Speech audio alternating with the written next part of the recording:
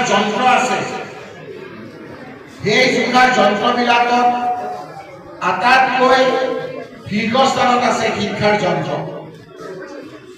মই ভাল পাইছো যে জলেশ্বৰত আজি মোক আপোনালোকে মাতি আনিছে, উঠি অহা প্ৰজন্মৰ লগত কিছু সময় থকাৰ সুযোগ দিছে। তৰুণ গগৈ ডাঙৰীয়া যেতিয়া মুখ্যমন্ত্ৰী আছিল,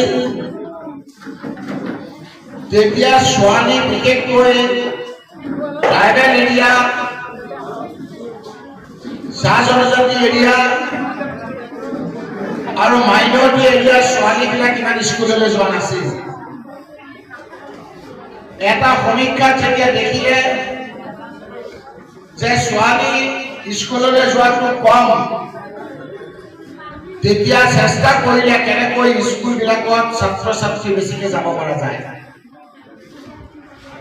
দেখা গ'ল যে আমাৰ দুখীয়া মাক বাপেকে কষ্ট কৰি ল'ৰাটোক স্কুললৈ পঠিয়ায়।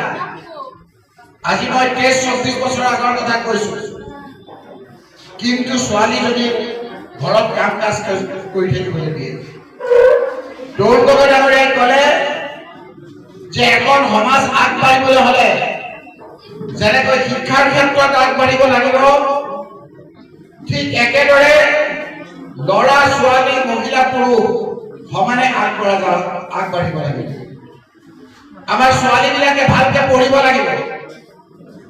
সেইকাৰণে এদিন তেওঁ মোক কৈছিল যে আমাৰ ছোৱালীবিলাকে খোজকাঢ়ি খোজকাঢ়ি স্কুললৈ যাওঁতে বহুত অসুবিধা হয়। এই ছোৱালীবিলাকৰ কাৰণে আমি কিবা এটা কৰিব লাগিব। তোমালোকে আজি স্কুলৰ ষ্টুডেণ্ট কলেজৰ তোমালোকে জানা যে 8, 9, 10 ছোৱালীক তৰুণ গগৈ চৰকাৰে চাইকেল দিয়া আৰম্ভ কৰিছে। তেতিয়া এটা মাক বাপেকে স্কুললৈ ছোৱালী বেছিকে এডমিশ্যন দিয়া আৰম্ভ কৰিলে। বহুতে ক'লে যে ক'ত বা দিব, আপুনিতো চাইকেল দিলে, কিন্তু আমাৰ ছোৱালীবিলাক, দুখীয়া মানুহবিলাক, খেতিয়কৰ ছোৱালীবিলাকৰ ইউনিফৰ্ম নাই। ধনী মানুহবিলাকে ধুনীয়া ধুনীয়া কাপোৰ পিন্ধি যায়।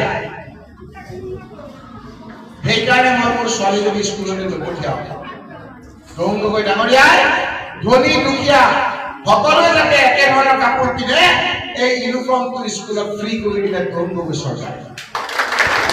আজি আমি পাহৰি গৈছো এই কথাবিলাক।